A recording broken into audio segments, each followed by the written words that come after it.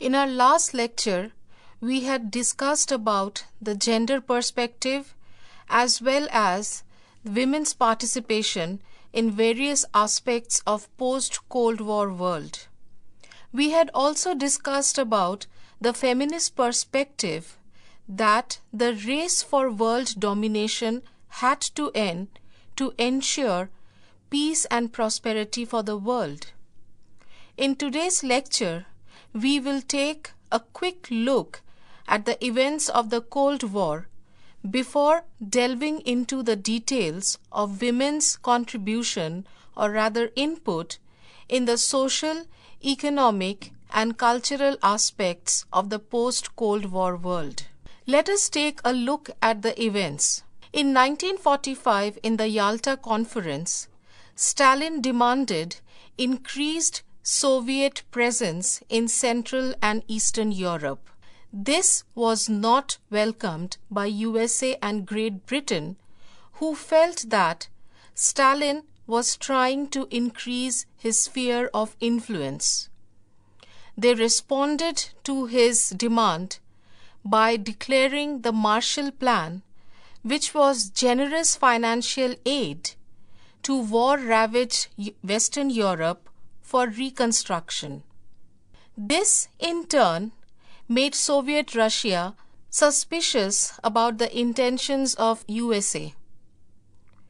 They responded with the Zdanov Doctrine of 1947, which stated that America was trying to dominate the world through its brand of imperialism and that it wanted to destroy democracy once and for all. The conflict took a new turn when in 1949 Soviet Russia developed its first atomic bomb. This took the Cold War to the nuclear level. On the other hand, in the 1950s, America witnessed a period of political paranoia. What we today know as McCarthyism made its presence felt.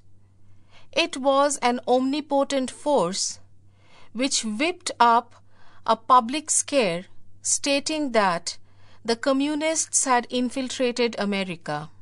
Under this idea, the government as well as many private enterprises started accusing thousands of Americans either to be communists or sympathizers.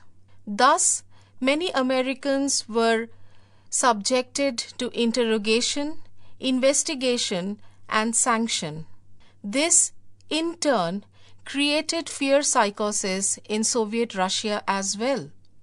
However, it was revealed later on that McCarthyism was nothing, as stated earlier, more than political paranoia.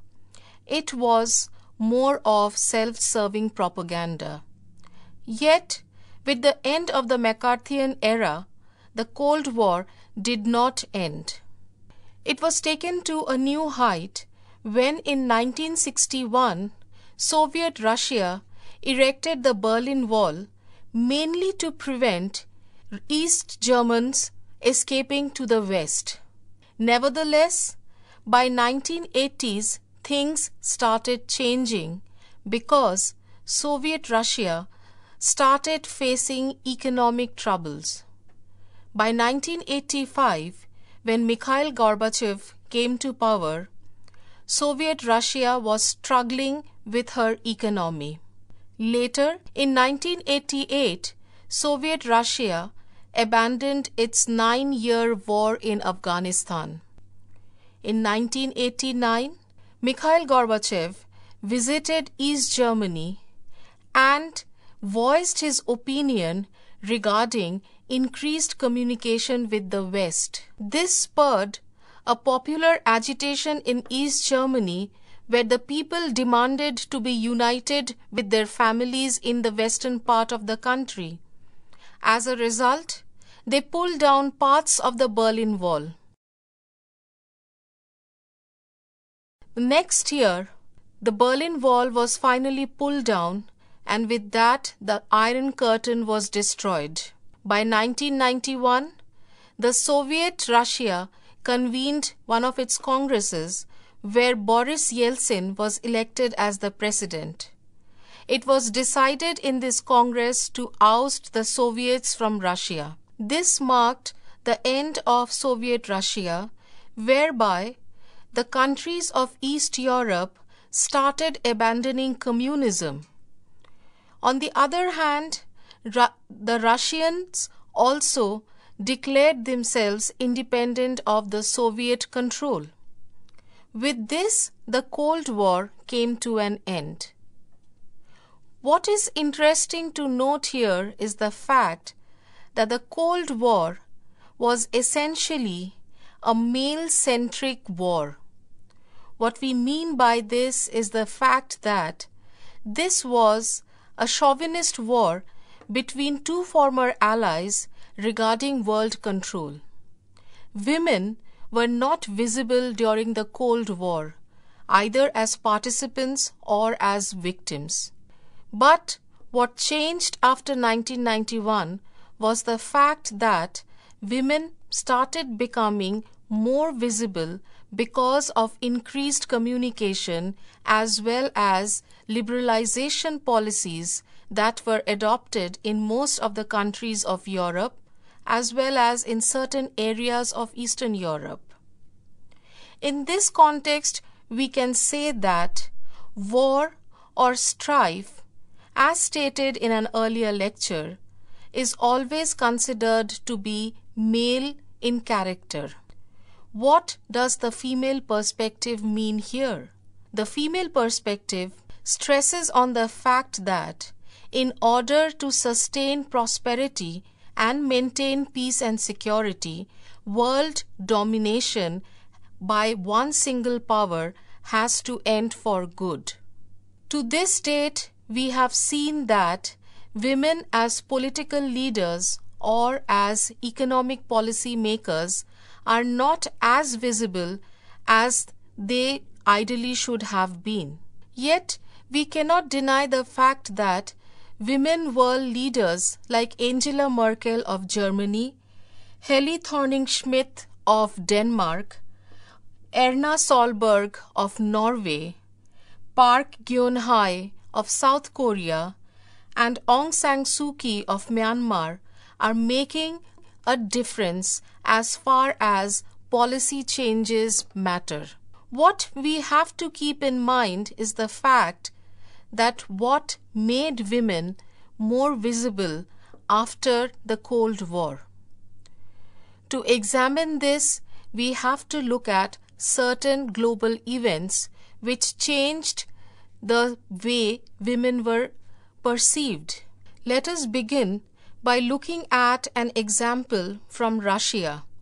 In March 1991, independent women's organizations from all over Russia met in Dubna to discuss the possibility and the lack of women's representation in the government. Their slogan was, "Democracy minus women is not democracy." They discussed the fact that, in spite of being 53% of the Russian population, women did not have enough representation in their government. This meant that the female voice remained unheard as far as policies were concerned. This underrepresentation was a result of the idea prevalent in the Russian society that women were more suited for domestic work, that they occupied better the private space. To explain this better, we can say that women were connected to compassion. While men of Russia protected their homeland, women were responsible for taking care of the children, the elderly, the disabled, and the underprivileged. As a result, there were a few instances whereby women ministers took up the Ministry of Social Protection, which later came to be known as the Ministry of Labor and Social Welfare Development. Yet, none of the women ministers could remain in this office for long. The movement started in Russia post-Cold War, where the women stated that now that the Iron Curtain had been pulled down, communications had opened up again, it was time to hear the female voice as well. In Russia itself, women are becoming more visible, whereby they are initiating policies which are meant for overall welfare. In the historical context of relationship between men and women, we cannot deny the fact that the knowledge system of the world is controlled mostly by men, be it knowledge regarding the sciences, the arts, the culture, as well as politics. Men basically control knowledge and are not very generous as far as sharing it is concerned. This makes matters difficult for women because they never get a chance to actually create symbols of knowledge and understanding. This at once makes them a victim of a discourse which trivializes discrimination against women. In this context, we can talk about an example from Banda of Uttar Pradesh in India. Banda in Uttar Pradesh is a remote and backward area which is prone to violence. Violence not just against the population but specifically against women.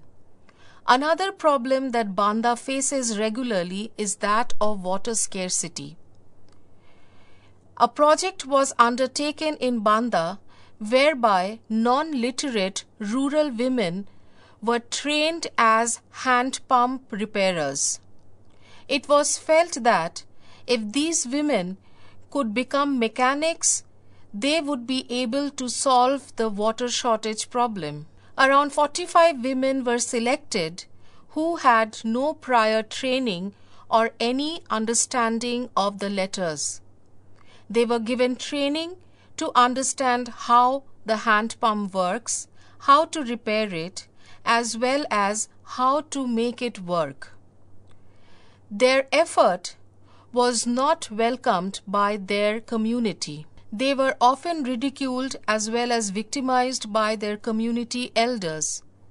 Yet, taking up something which was considered to be a male job was not only psychologically but economically emancipating for them.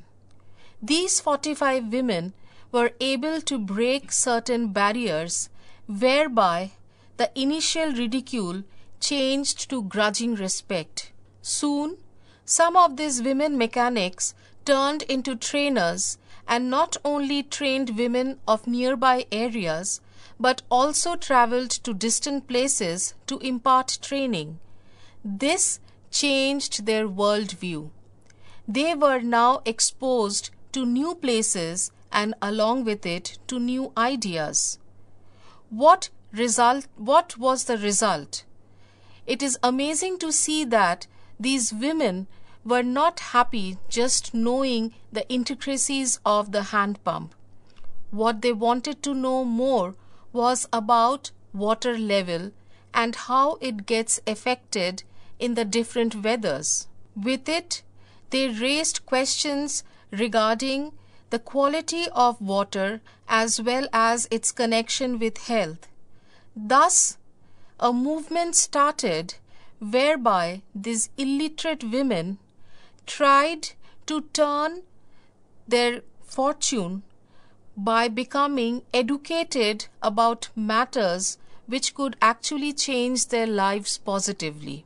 Thus, we can see that in spite of the knowledge system being predominantly under the control of men, barriers are being broken in certain places whereby women are taking up initiatives. There are several such examples from all over India where women are coming together under NGOs and organizing the workforce as well as earning their own livelihood. We see this mostly in the handicrafts area as well as in the small-scale industry areas. Nevertheless, we cannot deny the fact that women are prevented from acquiring complete gender equality as far as the workplace is concerned. The ideal worker norm, which states that an ideal worker should be able to work full force for around 40 years, does not apply to women. It is basically a male idea. This is so because women have to take breaks to not only start families but also take care of their family needs. That is why for any woman to be able to work full force for 40 years is not possible. And yet we have the examples of Indira Nooyi of PepsiCo, of Sheryl Sandberg of Facebook, and of Ginny Rometty of Google, who have become leaders of their companies and who give us the hope that the proverbial glass ceiling for women workers will be shattered completely in near future.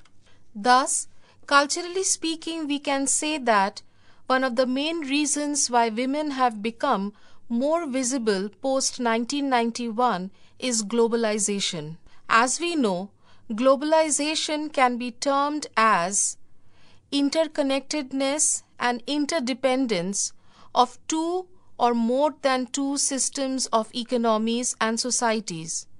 In today's perspective, it is basically the interconnectedness of the world all over. Today, our world is connected in such a manner that an event in one part of the globe will have a direct impact on the other part of the globe. One of the results of this globalization is the fact that women are employed on a larger scale in the workforce.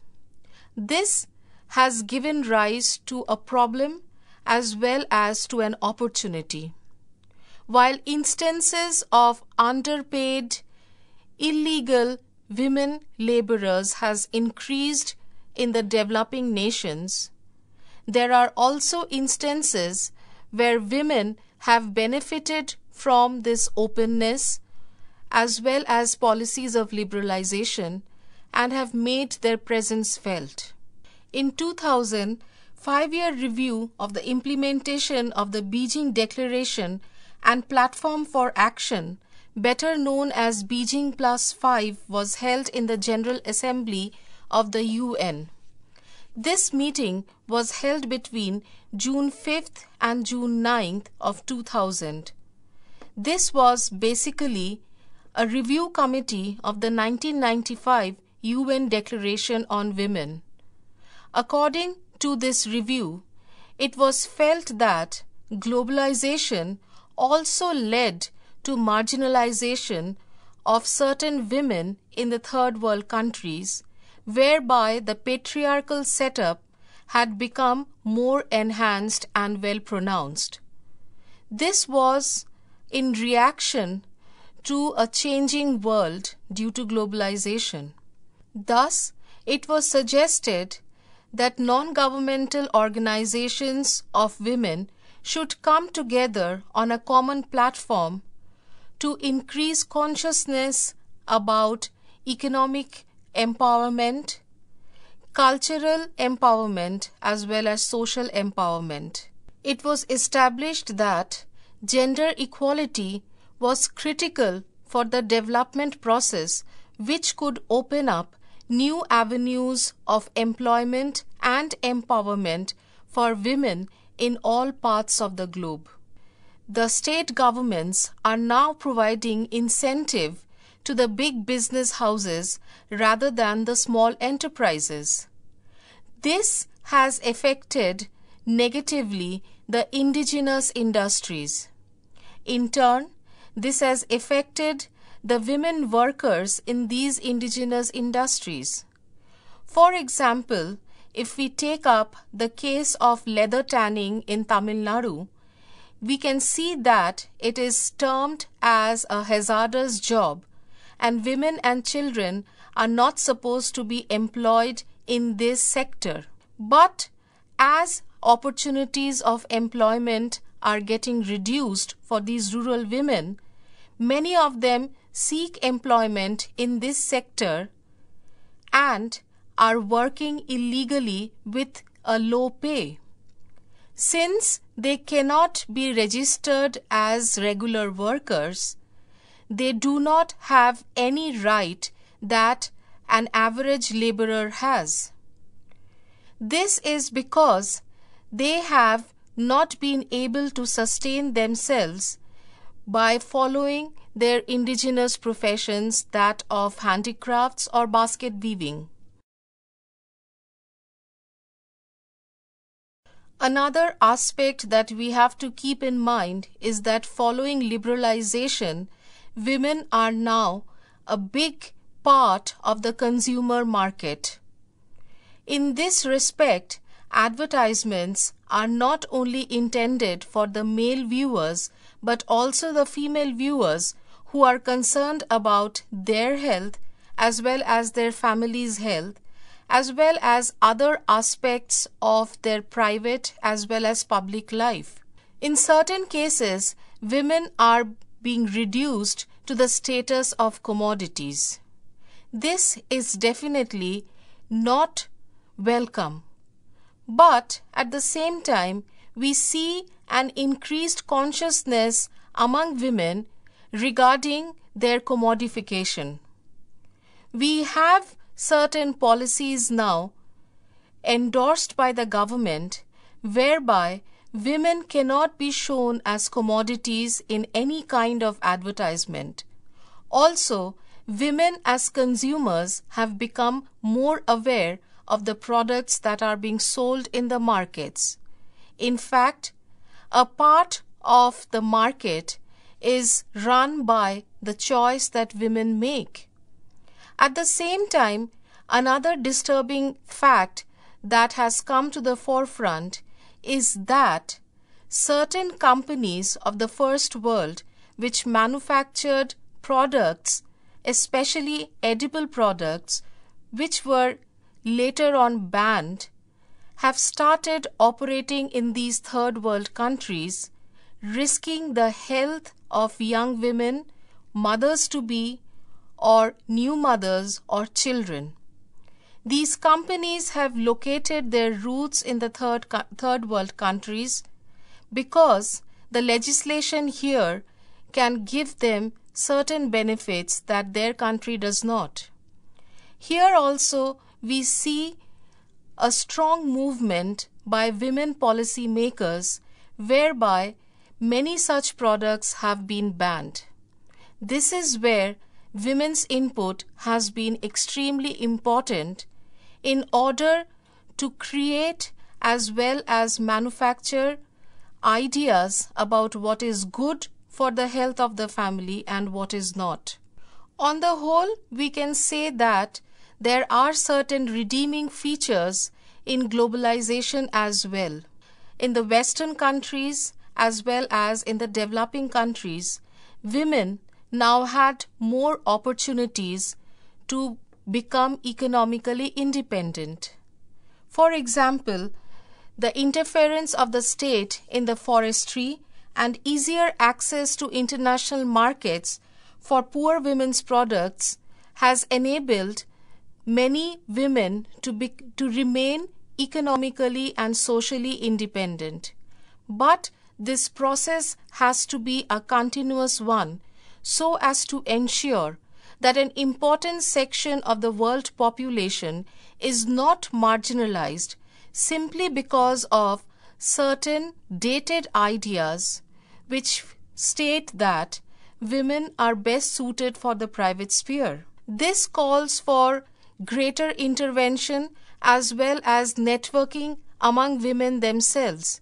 It is not only the first world women who are being conscious, it is also about extending their hand to the third world country women so as to truly create an equal world for sustainable peace as well as progress.